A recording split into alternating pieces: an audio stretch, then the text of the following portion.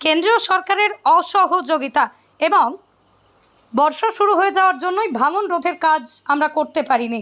টানা কয়েকদিনের বৃষ্টির জেরে হু হু করে জল বেড়েছে গঙ্গার। বন্যা কবলিত মালদার মানিকচক এবং ভূতনিবাসীর পাশে আমি রয়েছি।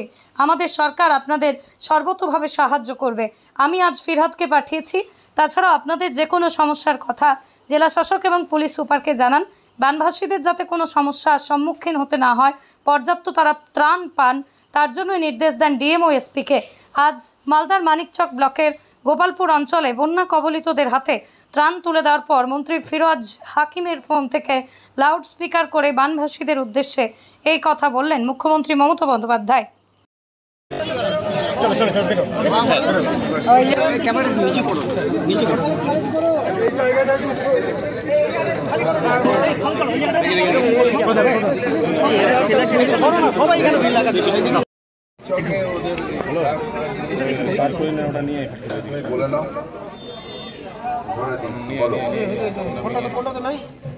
পাঁচটা 10টা নিয়ে 10টা নামা দুটো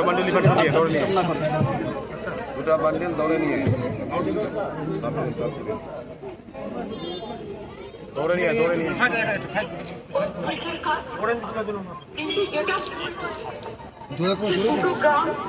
নদী কেটে দেওয়ার ফলে জলটা হুড়ুর করে ঢুকেছে এবং গবাদি পশু দেখছে দুজন মারা গেছে নৌকায় করেছে। এখন নৌকার পারাপারটা দয়া করে করবেন না। গবাদি পশু আটকে গেলে গভর্নমেন্ট আপনাকে গবাদি পশু দিয়ে দেবে, কিন্তু নিজের প্রাণটা বাঁচান। আর আপনারা নিশ্চিন্তে থাকুন, ভূতনির চকে মানিক চকে যা যা কাজ করার আমরা প্রত্যেকটা কাজ করব। কালকেও আমি 7-8 জন পরশুদিন পাঠিয়েছিলাম, আমাদের গভর্নমেন্ট অফিসার তারা সব সার্ভে করে এসছে। দুই হচ্ছে কালকে সামিরুল গেছিল এবং ঋতব্রত গেছিল, আজকে ববিকে পাঠানো হয়েছে।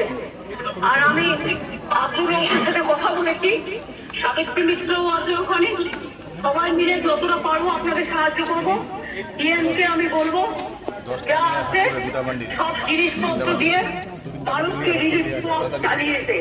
যতক্ষণ তারা বাড়িতে ফিরতে না পারবে ডিআর যেন দেয়। এবং আমি কালকে ডিএমদের সাথে একটা মিটিং নেবো, বাদ বাকিটা আমি করবো। আমি জানি আপনাদের কষ্ট হচ্ছে। ভূতনির চকটা এমনই একটা জায়গায় যে প্রতি বছর এই কষ্টটা হয়। ব্রিজটা ভেঙে যাওয়াতে আরো কষ্ট হচ্ছে। ব্রিজ আমরা তৈরি করে দেবো, এটা আপনারা ভরসা আসতে পারেন। আমাদের কাজ শুরু হয়ে গিয়েছিল, কিন্তু যেহেতু বর্ষার জন্য কাজটা আমরা করতে পারিনি। আর যারা মারা গেছেন তাদের পরিবারকে 2 লাখ টাকা করে সাহায্যও দেওয়া হবে। ববিকে পাঠিয়েছি, বাদ বাকি কিছু বলার থাকলে ওকে বলে দিন, আমি শুনে নেবো। আর ডিএমও আছে, ডিএমকেও আমি বলবো ডিএমএসপি কে মানুষ যেটা বলছে সেটা শুনে নিচ্ছে। ওদের রিলিফে যেন কোনো ঘাটতি না হয়। Madam followed madam